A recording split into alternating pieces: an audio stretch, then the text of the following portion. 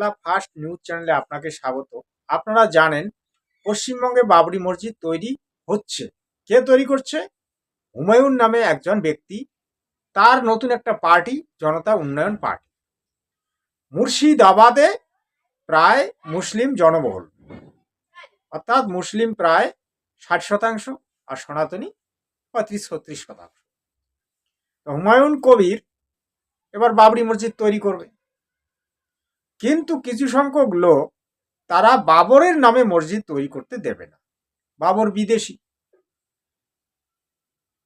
বিদেশি হওয়ার কারণে তাদের একটা আপত্তি, যার জন্য তারা কলকাতা হাইকোর্টে জনস্বার্থ মামলা করলেন। কলকাতা হাইকোর্ট সেখানে খারিজ করে দিলেন।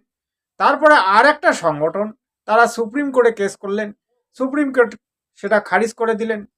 কিন্তু মূল বিষয়টা কি দর্শক, আমি এই বিষয়টা নিয়ে আজকে আলোচনা করব, কিন্তু কিছুক্ষণ আপনারা শুনুন যে মূল খবরটা কি। This channel does not promote any violent, harmful, or illegal activities. All content provided by this channel is meant for an educational purpose only. Babri মসজিদ নির্মাণে নিষেধাজ্ঞার আর্জি খারিজ করলো সুপ্রিম কোর্ট। বাবরি মসজিদ নির্মাণে নিষেধাজ্ঞার আর্জি খারিজ করলো সুপ্রিম কোর্ট। দেশের যে কোনো প্রান্তে বাবরের নামে মসজিদ নির্মাণে নিষেধাজ্ঞার আর্জি খারিজ। কে মামলা করেছিলেন, কি উদ্দেশ্যে মামলা করেছিলেন, কি বয়ান ছিল এবং সুপ্রিম কোর্টের অবজারভেশন কোনো আছে কিনা, পুরোটাই নেব জ্যোতির্ময়। দেখো, একটি সংগঠনের তরফ থেকেই মামলা করা হয়েছে এবং তাদের দাবি ছিল যে বাবর ভারতবর্ষ 1947 সালে স্বাধীন হয়। স্বাধীন হওয়ার পরে একটা নতুন দেশ তৈরি হয় পাকিস্তান, সেটা ভারতবর্ষেরই একটা অংশ। এই বৃহৎ ভারতবর্ষকে কেটে একটা ইসলাম কান্ট্রি তৈরি হলো। সেখানে তারা ইসলাম প্রতিষ্ঠা করলো, ইসলামিক রাজ্য, ইসলামিক দেশ। আর আমাদের ভারতবর্ষটা কি তৈরি হলো? সেকুলার। হিন্দু, খ্রিস্ট, বৌদ্ধ, জৈন, যা যাবতীয় আগরম বাগরম ব্যাং সাপ সবাই এখানে বাস করতে পারবে। এটা কে তৈরি করলো? ভারতবর্ষের কি নাম যেন, আমাদের দেশের যে সংবিধানটা তৈরি করলো ডক্টর আম্বেদকর, তার সহপাঠীগণ তারা নিশ্চয় পরামর্শ দিয়েছে। তখনকার প্রধানমন্ত্রী জওহরলাল নেহরু, মহাত্মা গান্ধী ছিলেন মূল নেতা। তারা এটাকে সেকুলার তৈরি করলেন, গণতন্ত্র প্রতিষ্ঠা করলেন। এটা আর তাদের মাথায় আসলো না যে এটা হিন্দু রাষ্ট্র তৈরি করতে হবে। ওদিকে তো একটা পাকিস্তান তৈরি হয়েছে, মুসলমান কান্ট্রি, তো এটা আমি হিন্দু রাষ্ট্র তৈরি করি। এই পাগলদের জন্য আজকে সনাতনী খতম।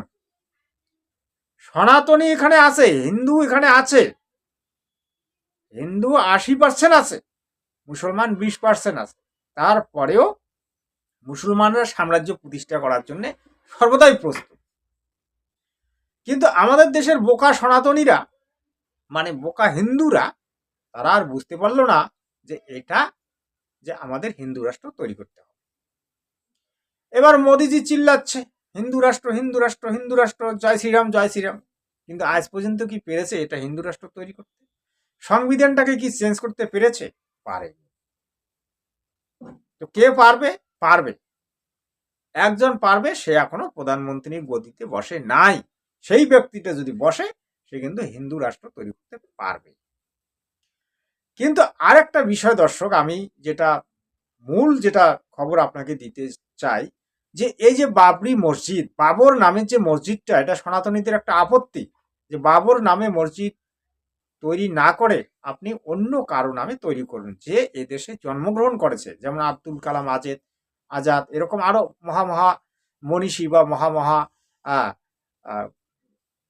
ধর্মপুরুষ তারা জন্মগ্রহণ করেছে, তাদের নামে করুন। কিন্তু না, হুমায়ুন কবির মাথামোটা, সে ওই বাবরের নামে তৈরি করবে। সর্ব জায়গায় হুমায়ুনের জয় জয়কার হচ্ছে, সর্ব জায়গায় হুমায়ুন জিতে যাচ্ছে। যেখানে হাইকোর্টে কেস হচ্ছে, যেটাই হচ্ছে বাবর নামে, সেটাতেই হুমায়ুন জিতে যাচ্ছে। তাহলে কি করবেন তোমরা এখন ঘোড়ার ঘাস কাটো।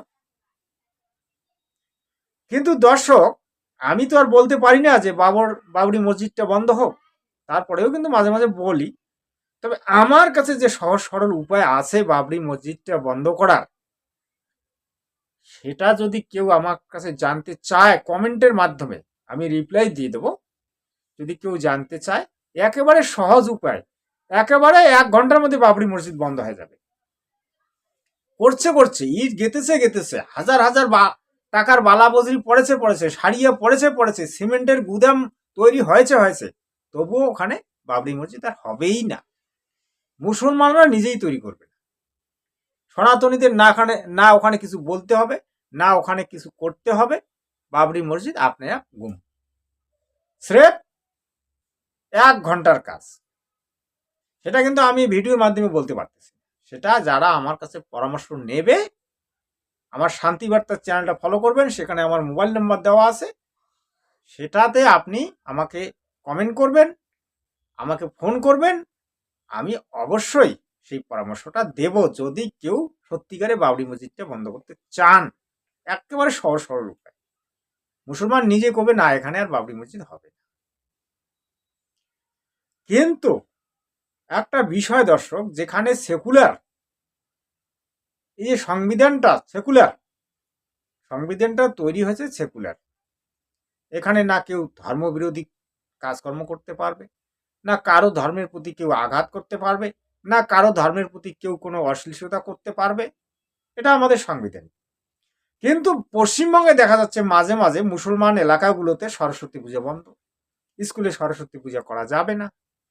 মুসলমানরা যেখানে সংখ্যাগরিষ্ঠ সেখানে হরিনাম সংকীর্তন বন্ধ করে দিচ্ছে। তাহলে কি তারা সংখ্যাগরিষ্ঠ হলেই, তারা যেদিন সংখ্যাগরিষ্ঠ হবে ভারতবর্ষের মধ্যে, সেদিনেই মুসলমান কান্ট্রি ঘোষণা। যেমন বাংলাদেশ গণতন্ত্র, তো ওটা নাম মাত্র গণতন্ত্র, কিন্তু আসলে হচ্ছে মুসলমান কান্ট্রি। এই যে দর্শক, ওই যে গোড়ায় যদি ভুল থাকে, তা আগালে কি ঠিক করতে পারবেন? গাছের গোড়াটা যদি মোটা না হয়, শক্ত না হয়, তাহলে ওই লগে গাছটা কতক্ষণ টিকে থাকবে? যখন এই হুড়কা বাতাস আসবে তখন সেটা ভেঙে পড়ে যাবে। তাই সেই রকম হচ্ছে ভারতবর্ষের সংবিধানের অবস্থা। যে যতই চিল্লাক যে বাবরি মসজিদ বন্ধ করব, ভেঙে ফেলবো, বাবরি মসজিদ গুড়িয়ে দেব, বাবরি মসজিদ হতে দেব না, আরে বেটা তুই কে? তোর যে বাবারা বসে আছে সুপ্রিম কোর্টে, জজ, ব্যারিস্টার, হাকিম, উকিল, তারা যখন রায় দিতে পারছে না, তারা যখন কোনো কোর্টের নির্দেশ দিতে পারছে না, তুই কে রে? যা, আমি যেটা বলবো সেটা কর, আমি যে উপদেশটা দেব সেটা কর, তবে হয়ে যাবে। ওই যে কয় না, বার্কিং ডগ সেডম বাইট, গর্জে কুত্তা কাটে না। আর একটা আছে কি, হর্নস অফ দ্য ডিলেমা, মানে উভয়ই সংকট। এই যে বাবরি মসজিদ নামে হুমায়ুন ব্যক্তিটা খুব জেদি ব্যক্তি, কত রকম তার উপর কোনো কত রকম টর্চারিং আসতেছে। তার স্ত্রীর নামে নোটিশ এসেছে, তার যে বিল্ডিংটা আছে সেটা সরকারি জমির উপর তৈরি করা হয়েছে, এবং তার মেয়ের বাড়িতে নোটিশ এসেছে, কত রকম তার উপর হানা হচ্ছে। কিন্তু হুমায়ুন মালটা বড় জেদি, সে এগুলোকে তোয়াক্কা না করে বাবরি মসজিদ তৈরি করে। আরে আল্লাহু আকবারটা তো বোঝে, তিনবার কেন, একবারও তো নামাজ পড়ে না, আর নামাজ শব্দটা কি সেটাই বোঝে না। কিন্তু আল্লাহু আকবারটাকে সেটাও জানে না, খালি আল্লাহু আকবার, আল্লাহু আকবার, আল্লাহ যদি করে। আরে আল্লাহটা কে? আল্লাহর না কোনো ছবি আছে, না কোনো আকার আছে, না কোনো তার বাস্তবিক কোনো জ্ঞান আছে, খালি আল্লাহ। কোরআনের মধ্যে কি লেখা আছে? আল্লাহ বলছে। আরে আল্লাহ বলছে, তা আল্লাহ কি? আল্লাহ যদি নিজে বলে থাকে, তা ওই হযরত মুহাম্মদের মুখ দিয়ে বলবে? আল্লাহর কোনো ক্ষমতা নেই।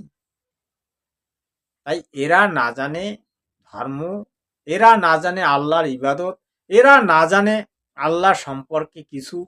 আল্লাহ কি, আল্লাহ কোথা থেকে এলো, আল্লাহর আকার কিরকম, আল্লাহর শরীর আছে না নাই, আল্লাহর নাক আছে না নাই, আল্লাহর কান আছে না নাই, আল্লাহ শুনতে পায় না না শুনতে পায়, এ সম্পর্কে এদের কোনো ধারণা নেই। এরা হচ্ছে আকবার, আল্লাহ আল্লাহ আল্লাহ। কাউয়া যেমন গাছের মধ্যে, গাছের ডালে বসে কাক কাক করে চিৎকার করে, কিছুক্ষণ পরে উড়ে যায়, সেটাই হচ্ছে ইসলাম, সেটাই হচ্ছে ইসলাম।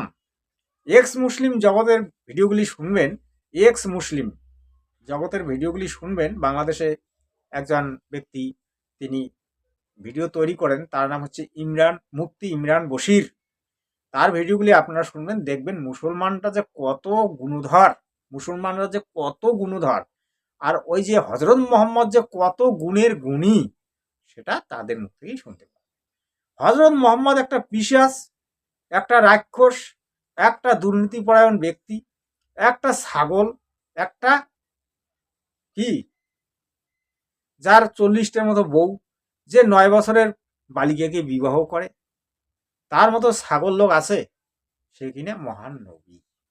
ইসলামটা যে প্রতিষ্ঠিত হয়েছে এই পৃথিবীর মধ্যে প্রেমের বাণী দিয়ে নাকি অস্ত্রের সাহায্যে? জোর করে লোককে ইসলাম বানানো হয়েছে। আমাদের ভারতবর্ষের যে সমস্ত মুসলিম আছে তারা বুকে হাত দিয়ে বলুক না যে তারা আসলে মুসলিম, তাদের পূর্বপুরুষরা সনাতনী ছিল, তাদেরকে জোর করে ওই লিঙ্গের আগা কেটে তাদেরকে মুসলিম বানানো হয়েছে। তাই ইসলাম না তো পৃথিবীতে থাকবে, না বাবরি থাকবে, না বাবর থাকবে, না হুমায়ুন থাকবে, সব ফিনিশ হয়ে যাবে। জয় হিন্দ, বন্দে মাতরম।